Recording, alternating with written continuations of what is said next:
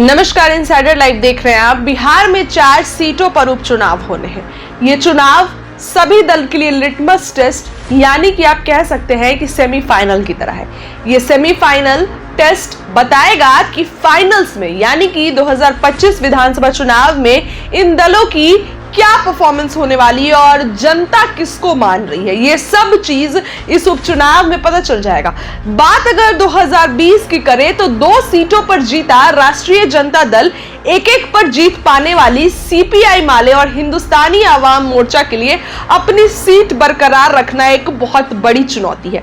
दोनों गठबंधन की ओर से इस चुनाव को अपने पक्ष में करने को लेकर पसीने बहाए जा रहे हैं। पूरी ताकत झोंकी जा रही है ताकि इस चुनाव के नतीजे से आम चुनाव 2025 की राह मुश्किल भरी न जाए।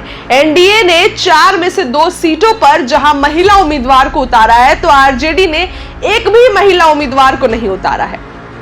4 सीटों के इस उपचुनाव में दोनों गठबंधनों के मुख्य घटक दल भाजपा और राजद की प्रतिष्ठा दांव पर लगी हुई है। राजद ने जहां 3 सीट रामगढ़, बेलागंज और इमामगंज पर अपना उम्मीदवार उतारा है, वहीं भाजपा 2 जगह तरारी और रामगढ़ के मैदान में ताल ठोक रही है। एनडीए के 2 महत्वपूर्ण दल जदयू ने बेलागंज और हम इमामगंज को अपने अपने पालों में करने में जुटी है। तरारी में पिछली बार जीती सीपीआई माले ने सुदामा प्रसाद के आरा से सांसद बन जाने के कारण पुराने कार्यकर्ता राजू यादव पर दांव खेला है। राजू यादव 2014 से 2019 में आरा से लोकसभा चुनाव लड़ चुके हैं। वहीं बसपा ने भी रामगढ़ से सतीश यादव को जबकि तरारी से सिकंदर कुशवाहा को मैदान में उतारा है। वहीं पहली बार विधानसभा चुनाव में शामिल 1 महीने पुरानी राजनीतिक पार्टी जनसुराज ने सभी 4 सीटों पर प्रत्याशी दे दिए हैं। उनके प्रदर्शन पर राजनीतिक विशेषज्ञों की खास नजर है। सभी दल और दोनों प्रमुख गठबंधन सामाजिक समीकरण को साधने की भरपूर कोशिश में लगे हैं। इसी के तहत जहां प्रत्याशी उतारे गए हैं वहीं जनसंपर्क में भी यह रणनीति खास दौर से देखी जा रही है।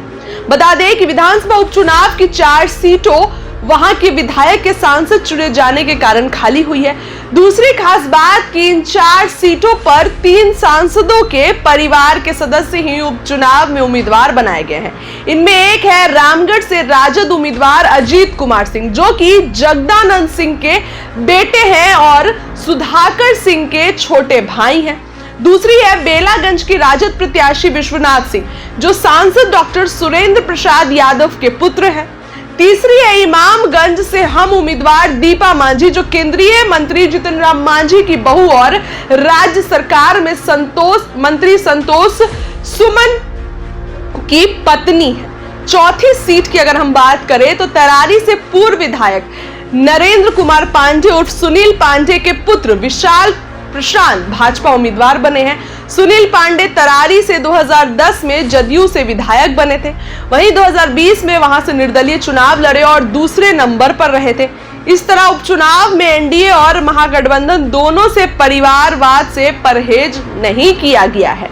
इन सीटों के परिणाम ने यह साफ होगा कि जनता से परिवारवाद की राजनीति को अपना कितना समर्थन भी दे रही है जनता। वहीं बता दें कि तरारी और रामगढ़ उपचुनाव में भाजपा के प्रत्याशी मैदान में हैं। 2020 के विधानसभा चुनाव में दोनों ही सीटों पर भाजपा के प्रत्याशी तीसरे स्थान पर रहे हैं। रामगढ़ में भाजपा के प्रत्याशी अशोक सिंह है। 2020 में भी वह भाजपा से एनडीए प्रत्याशी थे, तब उन्हें तीसरे स्थान पर संतोष करना पड़ा। यहां से राजद के सुधाकर सिंह ने जीत दर्ज की थी।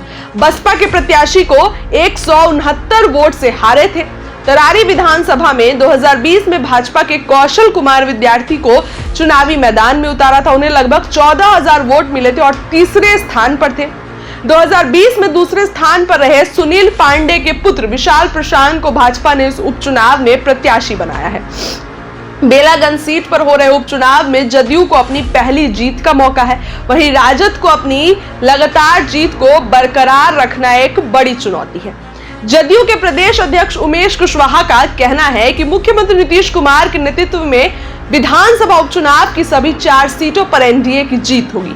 एनडीए उम्मीदवार को सभी जगहों पर जनता का समर्थन मिल रहा है। विपक्षी गठबंधन और उसके नेताओं पर जनता का तनिक भी भरोसा नहीं है। महागठबंधन किसी भी सीट पर लड़ाई देने की हैसियत में नहीं है।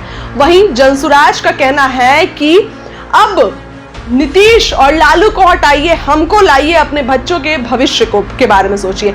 एनडीए और राजद, एनडीए से भाजपा और महागठबंधन से राजद, इन दोनों दलों की इस चुनाव में जो है साख दांव पे लगी है। देखने वाली बात होगी, आने वाला वक्त बताएगा। फिलहाल इस खबर के लिए इतना ही। जुड़े रहिए अपने चैनल के साथ, अपनी राय रखिए। बहुत बहुत धन्यवाद।